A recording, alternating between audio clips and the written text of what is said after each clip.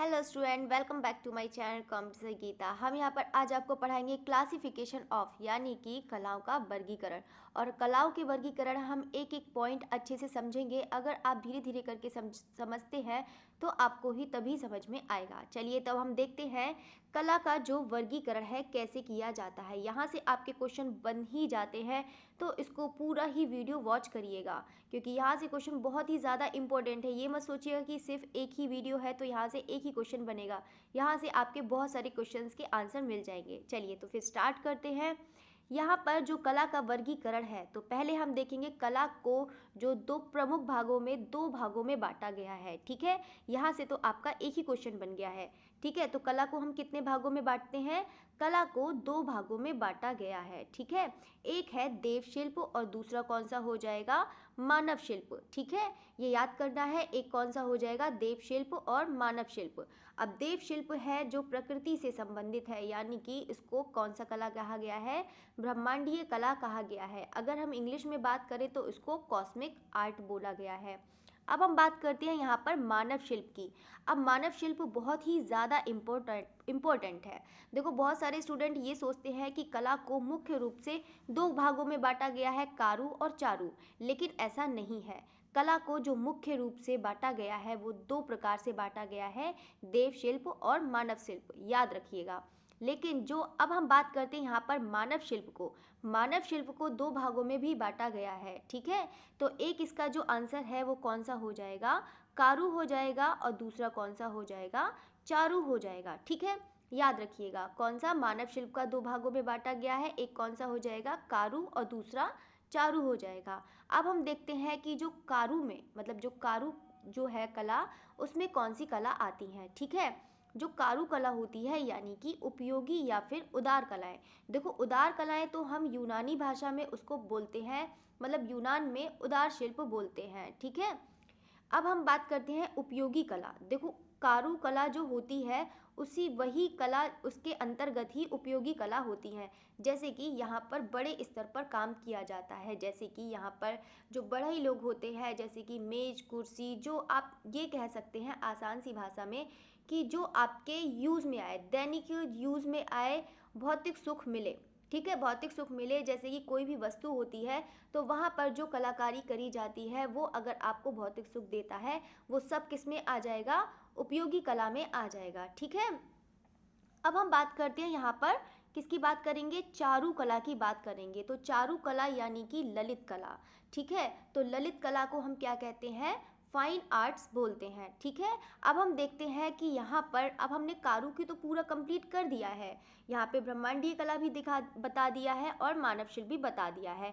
अब हम बात करते हैं जो मेन पॉइंट है हमारा, चारु यानी कि ललित कला।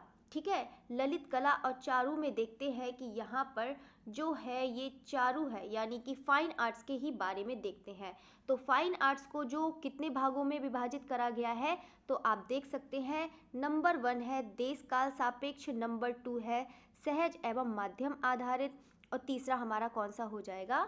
दृश्य एवं श्रव्य कलाएं हो जाएंगी। ठीक है, पहले हम एक एक पॉइंट करके अच्छे से समझते हैं, फिर उसके बाद हम बढ़ेंगे। ठीक है, पहले अब तो मैंने पूरे 3 पॉइंट बता दिया, देश काल सापेक्ष, और दूसरा कौन सा हो जाएगा? सहज एवं माध्यम आधारित, और तीसरा दृश्य एवं श्रव्य कलाएं हो जाएंगी। ठीक है, अब हम देखते हैं कि स्थिर एवं जो यहाँ पर देश काल सापेक्ष, जो आपको यहाँ पर देश काल सापेक्ष दिख रहा है यानी कि ये वाला। ठीक है, ये चीज़ याद रख लेना, जो देश काल सापेक्ष है।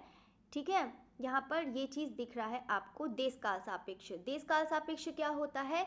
यानी कि स्टैटिक, स्थिर, जो स्थिर होता है यानी कि उसमें कोई भी गति नहीं होती है, और गति नहीं होती है इसका मतलब वो मूवमेंट नहीं कर सकता है। ठीक है, तो उसके अंतर्गत कौन कौन सी कलाएं आती हैं? चलिए अब हम देखते हैं। तो यहाँ पर स्थिर एवं गतिशील मैंने लिख भी रखा है कि देश काल सापेक्ष स्थिर और गतिशील होता है। पहले हम बात करेंगे स्थिर की बात करेंगे। किसकी बात करेंगे? स्थिर की बात करेंगे। ठीक है, तो याद रखिएगा देश काल सापेक्ष दो भागों में ही बांटा गया है, एक है देश सापेक्ष यानी कि स्टैटिक, और दूसरा कौन सा हो जाएगा? गतिशील यानी कि डायनामिक। ठीक है, अब हम देखते हैं कि जो स्थिर है, यानी कि जो स्थिर कला है, जो स्टैटिक है, जो मतलब मूवमेंट नहीं है उसके अंदर, वो वाली कलाएं देखते हैं। तो यहाँ पर देख रहे हैं कि यहाँ पर चित्र है, ठीक है। पहला जो है वो कौन सा हो जाएगा, आपका चित्र हो जाएगा, दूसरा मूर्ति हो जाएगा, ठीक है, और तीसरा कौन सा हो जाएगा, स्थापत्य। मतलब यहाँ पर जो स्थिर कला है, यहाँ पर आप कह सकते हैं, देखो चित्र भी होता है, इसमें कोई मूवमेंट नहीं होता है, वो जैसे बना दिया है वो वैसा ही रहेगा। मूर्ति भी जहाँ पर बनाई है वो वहीं पर रहेगी, वो भी, उसमें भी कोई मूवमेंट नहीं है। स्थापत्य है तो स्थापत्य भी, बिल्डिंग यानी कि जहाँ पे बना दी है वो भी वहीं पर रहेगी, ठीक है। चलिए अब हम बात करते हैं, यहाँ पर गतिशील की बात करते हैं, यानी कि डायनामिक की बात करते हैं। तो डायनामिक में आपने देखा होगा कि सबसे पहले नृत्य को देखते हैं। जैसे नृत्य में होता है, तो नृत्य में भी आप जानते ही हैं कि डांस किया जाता है तो एक जगह नहीं होता है, वो इधर उधर मतलब मूवमेंट करता ही है। अब देखो संगीत की बात करें थे, संगीत तो गतिशील में कैसे आ जाता है, क्योंकि यहाँ पर आपने भी देखा होगा कि जो लय है, जो यहाँ पर आपने भी देखा होगा वो एक तरफ से चलता हुआ जाता है, ठीक है। कविता भी होती है कि कोई भी कवि हो, कोई भी अगर कविता करता है तो वो एक जगह स्थिर नहीं होता है, उसकी भी आगे आगे लाइन बढ़ती है, ठीक है, उसकी पंक्तियाँ भी आगे बढ़ती हैं, ठीक है। तो इसके लिए कहने का मतलब है जो गतिशील में कौन सी आ जाएगा, नृत्य, संगीत और कविता आ जाएगी। चलिए अब हम बात करते हैं, सेकंड है जो पॉइंट चारू का, सहज एवं माध्यम आधारित, ठीक है। तो यानी कि इमीडिएट, यानी कि सहज मतलब इमीडिएट होता है, ठीक है। याद रखिएगा सहज क्या होता है, इमीडिएट, यानी कि जो तुरंत के तुरंत काम कर लिया जाए, यानी कि सहज इमीडिएट होता है। याद रखिएगा सहज क्या होता है, इमीडिएट, जो तुरंत के तुरंत काम कर लिया जाता है वो होता है। कि जैसे कि नृत्य होता है तो नृत्य में तुरंत होता है, अगर किसी को डांस करने के लिए कहा तो वो तुरंत कर सकता है, गीत को कहा तो वो तुरंत, मतलब ये है कि ये कह सकते हैं इमीडिएट, की बिना भी किसी मीडिएट, किसी भी माध्यम की कोई ज़रूरत नहीं पड़ती है, बिना किसी कोई ज़रूरत नहीं होती है। जो कला होती है वो उसके अंदर खुद ही कला होती है, उसको किसी भी माध्यम की ज़रूरत नहीं पड़ती है, ना कलर्स की ज़रूरत पड़ती है, ना ही कोई म्यूज़िक की भी ज़रूरत पड़ती है। मतलब ये है, अगर किसी को डांस करने का कोई ज़रूरी नहीं है कि उसको किसी चीज़ की ज़रूरत पड़े, ठीक है। गीत भी ऐसा होता है, तो गीत भी आराम से कोई भी गीत कर सकता है, उसे भी किसी की भी चीज़ ज़रूरत नहीं है। कविता भी हो गई, और अभिनय भी, कुछ भी ऐसी ज़रूरत नहीं है, तो वो भी अपना अपना अभिनय दिखा सकता है, ठीक है। अब हम बात करते हैं यहाँ पर जो माध्यम है, ठीक है, ये चीज़ याद रखिएगा, जो माध्यम है यहाँ पर देखते हैं, ठीक है। एक मिनट में यहाँ पे थोड़ा सा ये कर दूँ। चलिए अब हम देखते हैं यहाँ पर माध्यम है, माध्यम जो है, ठीक है, सहज एवं माध्यम, जो माध्यम है तो आप समझ ही गए होंगे कि माध्यम किसकी बात कर रहा है, यानी कि मीडिएट की बात कर रहा है। मीडियम यानी कि माध्यम आधारित, जो माध्यम आधारित होते हैं। सहज तो आपने देख लिया, जो सहज होता है इसमें माध्यम की ज़रूरत नहीं होती है, लेकिन आपने जो 3 पॉइंट यहाँ पर देख रहे हैं इसमें माध्यम की ज़रूरत होती है, ठीक है। यहाँ पे चित्र, मूर्ति और स्थापत्य, ठीक है। तो यहाँ पर माध्यम में देखेंगे कि इनमें जो चित्र बनाते हैं तब भी हमें माध्यम की ज़रूरत पड़ती है। अगर हमें कलर्स नहीं होंगे तो हम चित्र नहीं बना पाएंगे, अगर हमारे पास पेंसिल नहीं होगी तो हम चित्र नहीं बना पाएंगे। हमारे पास कोई ना कोई माध्यम ज़रूर होना चाहिए, तभी हम चित्र बना सकते हैं। अब ऐसा तो है नहीं कि आप मुंह से बोलकर कोई चित्र बना देंगे और किसी को दिख जाएगा, ठीक है। अब हम बात करते हैं मूर्ति। तो मूर्ति के लिए भी हमें बहुत सारे मीडिएट की ज़रूरत पड़ती है, बहुत सारे मीडियम की ज़रूरत पड़ती है, और सेम ऐसी स्थापत्य भी होता है, तो स्थापत्य में भी मीडियम की ज़रूरत पड़ जाती है, ठीक है।